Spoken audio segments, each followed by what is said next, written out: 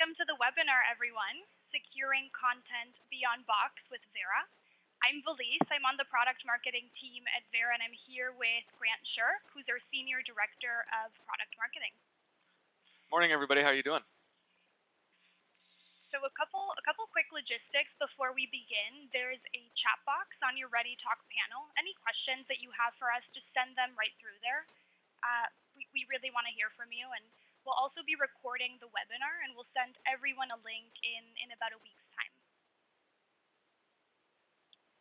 So before we start, I'd actually love to take a quick poll and get a sense of who's online with us. And really what we'd love to know is where are you in your deployment of Box? So I'm going to give everyone a minute. We're really hoping to see whether you're evaluating Box, if you're in trial, if you're a new Box customer, if you're established, if you're an advanced Box user. Oh, and as these come in, I'm seeing you have a lot of established Box customers and a couple advanced Box customers. This is great. We've got some diehards on here, so I hope that will drive some good questions at the end. We will be doing a demo in the second half of this, and want to make sure that if you do have things that you are particularly curious about, or if there's any use cases, go ahead and use the questions box and submit those over, and if we have time, I'd be happy to show you how some of our customers are already be doing some of the things that you're trying to do. All right, looks like we've got everyone in here, and we have a very advanced set of users here today, so this should be a fun one. Great. So for those of you that are new to Vera, we are a data security company that secures any type of data on any device. And we recently got back from BoxWorks, where we launched our Vera for Box integration. And we wanted to recap some of the conversations we had and some of the key themes around security and around content security specifically. And the question we got again and again at BoxWorks was this one. How do I protect content? How do I protect my files when they leave the secure Box container? And at BoxWorks, Grant and I talked to all types of customers in all types of industries. We talked to healthcare firms that need to share information across vendors, across medical offices, across different members of their network while remaining compliant with HIPAA. We talked to construction and manufacturing companies that need to share construction plans and quotes with multiple subcontractors, and at the same time keep a really close eye on how those quotes are being digested and forwarded to remain competitive in the bidding process. We had some really fascinating conversations with media and entertainment companies, your LA production companies that need to protect scripts and creative content, talent agreements, while going through multiple rounds of edits and then making sure that those agreements and those scripts aren't leaked. And a couple key themes emerged at BoxWorks. The first is that we're living in a new normal. We're living in a new normal where data is everywhere. We're in this really highly collaborative economy where our content is moving from places that we control to places we don't control, like client sites and third-party locations. And in this new normal, we have to think about securing data differently. We have to think about securing data specifically at the data level itself. And because information is everywhere, it amplifies all types of risks. And we heard from different industries about how those risks affect them. So there's financial risks, legal risks, reputation, compliance risks, and of course cybersecurity risks. And they all stem from one question: where is my corporate data going? But the one statement I heard from pretty much everyone I talked to is that the biggest challenge is getting everyone at a company to think about security, to think and act more securely. And over again for company, even outside the industries I just walked through, they talked about how critical it is for every employee in every department to make security part of their everyday practice. And at Vera, we geek out on security, but it's not just IT's job. Everyone needs to think about becoming a security company, and they need the tools to be able to do so. They need to be empowered to think and act like a security company. And so all of you who are here as established and advanced power box users are taking a step in that direction. You've chosen Box. We're really big fans of Box. And although it provides enterprise grade security, that security has its limits. And one of the biggest challenges that we've seen is that while Box is extremely secure, its protections end the moment files are removed from Box. And so it's really easy to email, to share a link, to download a file from Box, and the moment that happens, you lose all visibility and control into who is accessing your information and how it's being accessed. So our mission at Vera is to protect your data anywhere it travels, even beyond Box. And that's why we launched the Vera for Box integration at BoxWorks, because using Box and Vera together can help you pretty much solve the challenge of getting everyone at your company to act and think in a more secure way. So today we're going to show you three things, and Grant's going to walk through this in the demo. First, we're going to show you how to automatically secure your files, specific folders, or your entire Box account with Vera. Second, we're going to show you how to revoke and update rights to files, even after they've left Box. And finally, we're going to show you how to use the Vera dashboard to track your files, your Box files, when they leave Box. So Grant, I will pass it on to you for demo time. Fantastic, thanks. That was a really great way to get us set up today. I think being part of some of those conversations today and over the last week have been really useful because it's that concept of, well, I think about security, it's my job. How do I get other people to do the right thing more frequently? Everybody's trying to collaborate and work together and get their job done. Oftentimes, protecting that information is the second thing they're thinking about. So how do I make it as easy as possible and as painless as possible for people to do that? And that brings me to our second and final poll of the morning. I would love to get all of you to jump in on this. But as you think about in your advanced use cases of Box with the people we have here today, what is most important to you as you think about extending that security? Is it the ease of deployment? Is it making it easy for you to administrate and manage? Is it about that seamless experience for your coworkers and your end users that we just talked about? Or is it the ability to track and follow those files as they go?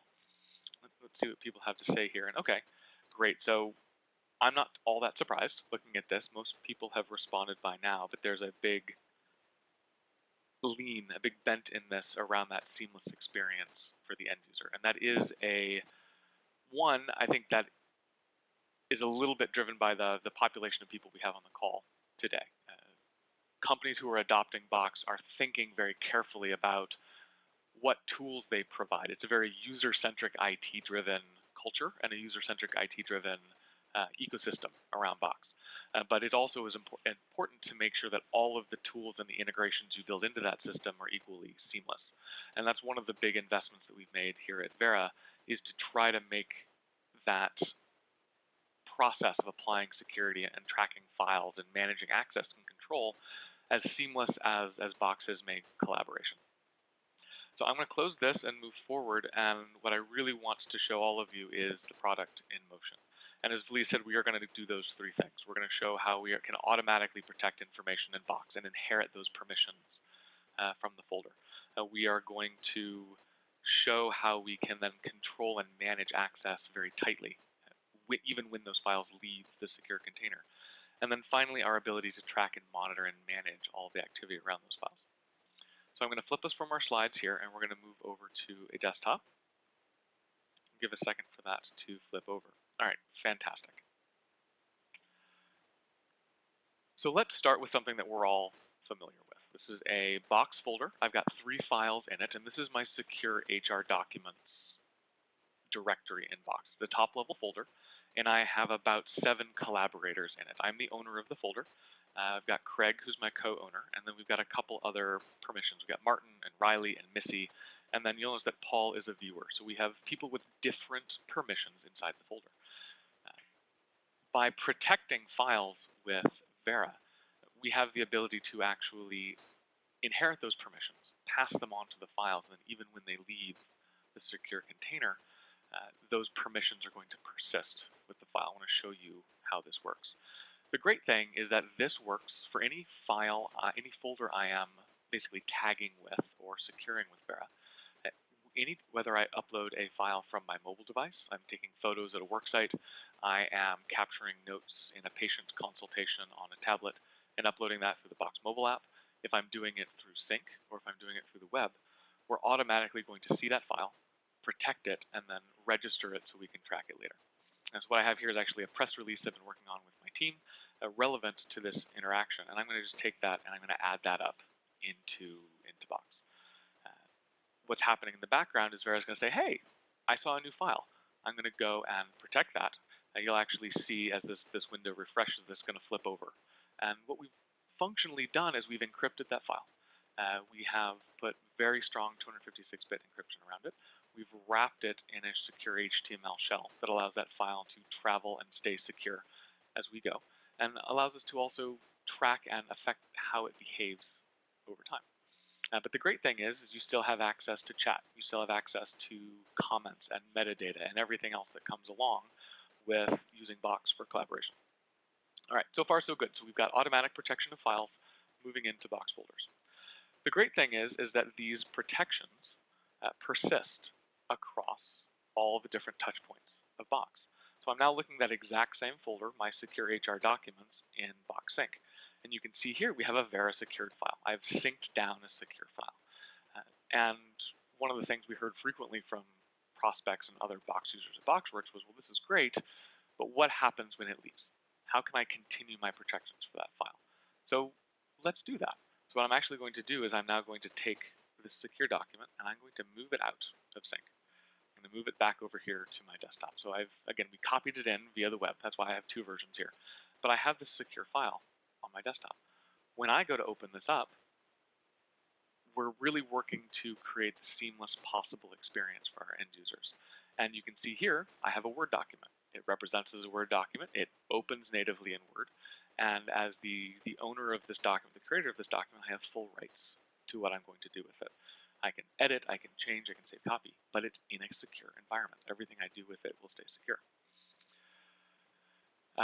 So now, next step, let's move this file one step further away from Box. I'm no longer on, I want to move it off of a machine that is at a Box organization that uses Box and from Box Sync.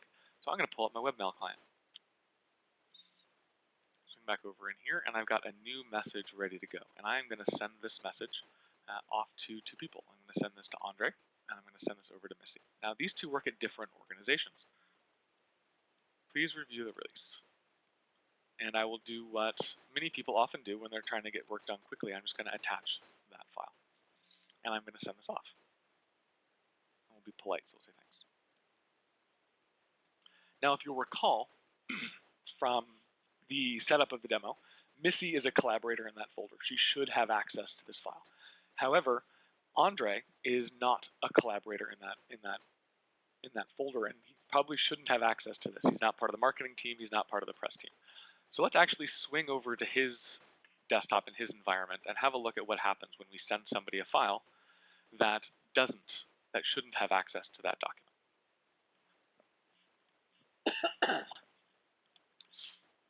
All right, here we have Andre's inbox, and he's received this great email from his buddy Grant. When he opens this up, he has a file attachment. He's actually received these bits, and when he goes to download them, they're going to download directly to his machine. Now, something interesting has happened here. He's not prompted to open this file in Word necessarily, but in Firefox. Because this is a secure file, because we've passed over something that is protected by Vera, he's not going to have carte blanche access to what he can do. He's going to be challenged. He's going to say, hey, you've received a secure file. It's been secured by Vera. It's been secured by Hitchwood, by Deerfield, whoever the sender happens to be. He can choose to download the client, but we want to make this as simple as possible. We're going to give him the ability to view and interact with this document directly in the browser. But we have to know exactly who he is before we're going to let him in. Is he on the list or not? The other challenge that a lot of security solutions that have tried to solve this problem in the past is they require you to create yet another account.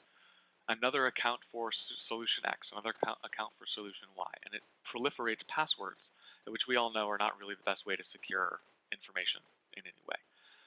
Instead, what we're going to do is actually leverage existing identity solutions. So if their company is using SAML or OAuth, we'll be able to work off of that to validate their identity. We're using OAuth here with Google today. I could also send an out-of-band notification to say, hey, Andre, prove you own this account. Prove you are who you say you are. And now, poor Andre, even though he has tried to access this file, he has tried to give his identity, do the right thing, he does not have permission to this inherited from Box. We're going to enforce that wherever that file goes. He could request access to the file, we could grant it, and I'll do that now. We will come back to Andre. But these are ways that you can actually almost perfectly control who has access to a file that leads your organization. Okay. So this is great. We've shown now automatically securing a file, protecting exactly who has access to it once it leaves Box. But what is the end user experience for somebody who does have access to the file? How do we make that as seamless as possible? Well, now I'm looking at Missy's machine. She is the other person that we have shared this file with, and she's received the email, and as well for her, she's got a Word document in her email. Great. When she goes to open this up, it's going to open in the native application. It's going to check in the background. It says, hey, does Missy have access to this file? She's a Vera client user. She's logged in. Great. She has permissions. Let's log this in. And you can see here from my other desktop, I'm actually getting notifications that people are starting to interact with my file. I'm getting a ton of great visibility into exactly what is happening with the content that's left my organization. This is a level of kind of visibility and control that other solutions really don't provide. So great, Missy's got the file open. It opens in Word. She's able to provide comments, redline the document, make edits. But you'll notice that for her, the experience is slightly different.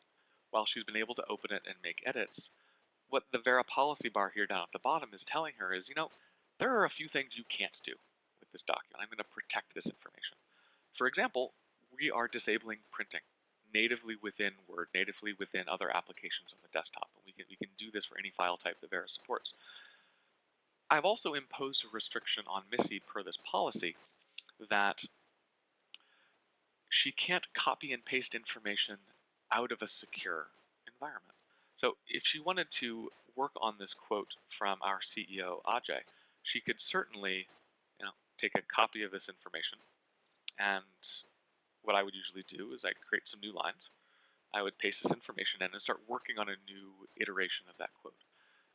But if I wanted to take that information away, say I was working with something a little bit more sensitive, and I wanted to go and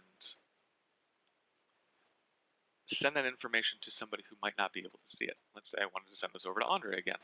And I went into this email and I attempted to paste this information.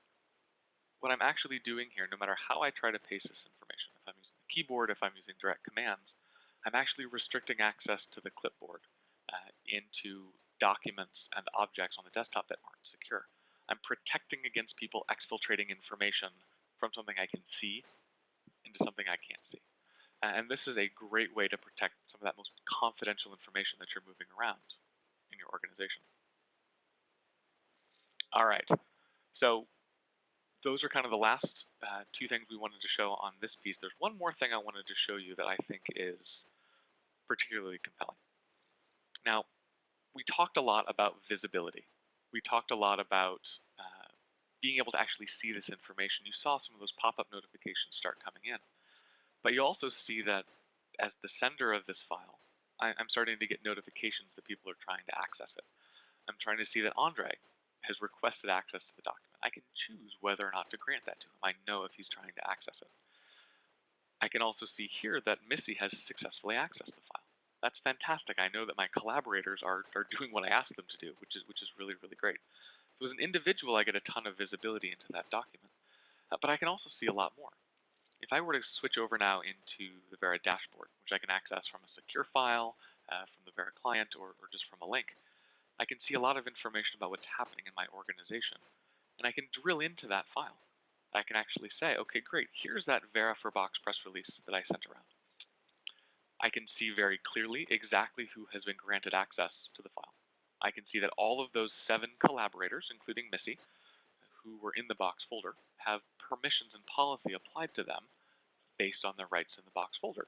You'll see that while Missy was a collaborator, Paul really only has view-only access to that file. We're going to persist those permissions past box.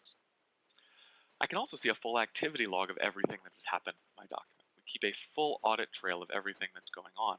And so I can see not only has Missy opened this file on her Windows device, that she was trying to copy and paste information into and out of that file, and she had the file open for 2 minutes. I can also see people who were trying to access that file and had their access blocked. I can start seeing that, oh, somebody was trying to get a hold of this that shouldn't have access to the file in the first place. And if I really wanted to, I could drill in and see exactly where that person was based on their IP address. So visibility is great, but then how can I exert control over that document? What can I do? Well, I can do a couple of different things. I can go and I can actually completely revoke access to this document. With one click of a button, I can say, you know what, Missy, you can't open that file anymore. Whether you've made 3 copies of it, 10 copies of it, sent it to your home machine, we're actually going to block you from ever opening that document again. So if I peek back over here at Missy's world, I go back, I open her file. Even if I were to take this and remove it from the context of an email and put it on the desktop, when I go to open this Word file, shut this down so you can see it better, I don't have permission to access this document any longer. I have completely removed somebody's ability to open a secure, confidential document away from a world that I can control, on a different machine, on a different domain, and even in a different operating system. And we can manage this across Windows, across Mac, and across mobile on iOS and Android. So let's see. I think we've covered everything we needed to cover today. But let's just come back in here and recap really quickly. Close this down, and when we head back over in here, I believe we can see our slides. Fantastic. So that's what we just did. We just started from Box, whether we're in Box Sync or on the web. We were able to automatically secure some confidential, sensitive files, assign permissions automatically. This is happening silently behind the scenes, so your users don't even have to think about taking that extra step, about doing that extra thing. And we can even do this for things beyond Box. We can do this for file shares. We can do this for email attachments. We provided that global recall button that actually works. For Andre, who wasn't on the list, he couldn't access the file. He could ask for permission, which we're going to see, and we can choose to grant that and make that as seamless as possible. But if he shouldn't have access, he's not going to have access, even if he takes that file with him. And then our ability to see every activity that happens around that file, get that visibility and that audit log that can be used manually to do security discovery, or flowed into a SIM or a BI tool like Splunk or Sumo Logic or ArcSight to really get a fuller picture of what's happening with content and content security across your organization. It looks like we have a little bit of time for questions, so we'll take that. But I wanted to thank all of you for joining us this morning. We'd like to keep these short and sweet and to the point as much as possible. But if you are interested in learning more, we'd love to talk to you, and we'd like to offer any and all of you or your organizations the opportunity for a free trial of our new integration for Vera for Box. Send us a note at sales@vera.com or come visit us on the website for more information. And we'd love to get you started. It takes just a couple minutes to get you set up and running and making sure that your Box account and Vera are tied closely together. Veliz, as you've been watching in the background, do we have any good questions coming in? Yes, it seems like we just got one. So yeah, let's go through the 3 or 4 that we have here, and Yeah. we'll make sure and if we can't get to any, we can always follow up afterwards. Absolutely. So the first question is, what if someone makes a copy of the file that's been removed from Box? Yes. So that does happen frequently. People make copies for their own use. They move them across different machines, and sometimes they upload them into other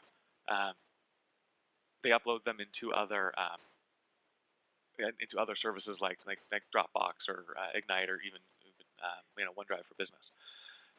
The great thing is that because what Vera does is we attach the security to the file. We encrypt that document.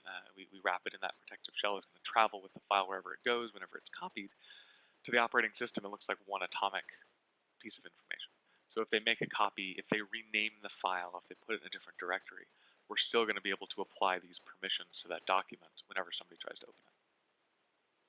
Awesome. Yeah, and we actually have another question. What happens if Vera were to go out of business? Oh, those questions that just, my beating heart. Um, so yeah, I mean, there's a number of situations where I've heard this question from customers. You probably heard it too at the time. We have no intention of going out of business, right? That's not our plan. But this can happen. We're a SaaS-based service, and we have to earn our customers' trust and our customers' business every month, every week, every day with every file. So we actually provide a lot of protections for our customers, both through the way that our contracts are set up. You have rights to get your content back.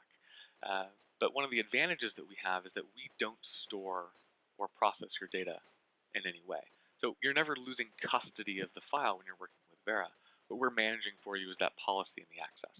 But as the administrator or as a file owner, it's actually very easy for you to, on an individual basis or kind of en masse as you're working with this, to remove those protections because we're not altering the underlying file. So it is very easy. We actually have some customers who do this. They will work on a project to keep like a Project Maverick, whatever it happens to be that's top secret. They'll keep that information to the Project Maverick project team, and then when it's ready for general availability, when it's ready to see the world, they'll remove those protections and then allow it to be collaborated on or seen much more broadly. And so there's a lot of different use cases that this kind of flexibility of centralized policy management and access management really grants. Okay, and I think we have time for one more. The other one I have is, do you secure files if the recipient goes offline? And I can answer that absolutely. So with Vera, you can set policies to allow or disable offline access. So you can prevent people, your recipients, from accessing the file if they're offline. And you can update that policy dynamically. So if I give Grant offline access and I decide tomorrow I no longer want him to have that offline access, I can revoke it after the fact. Yep, so we can be very flexible with how your business works. And because we are integrated into Active Directory and SAML and SSO-based services, you have the ability to actually expire that authentication token. So you have additional control centrally to say, hey, you know what? I'm going to need everybody to verify their identity on a regular basis. That's kind of the extent of the window of control. Great. Well, I think we are good here. We'll give it one more minute if anyone wants to hang out and ask a couple more questions. But I really appreciate all of your time today. I'm glad to see we hit our target of 30 minutes or less for a webinar. We want everybody to use their time in the most efficient and collaborative way possible. But again, Feliz, great job. Awesome day today. And if you guys do want to learn more or follow our adventures in the world of security and collaboration, you can find us on Twitter at Vera Security. Thanks everyone for joining, and we'll see you next time. All right, talk to you soon.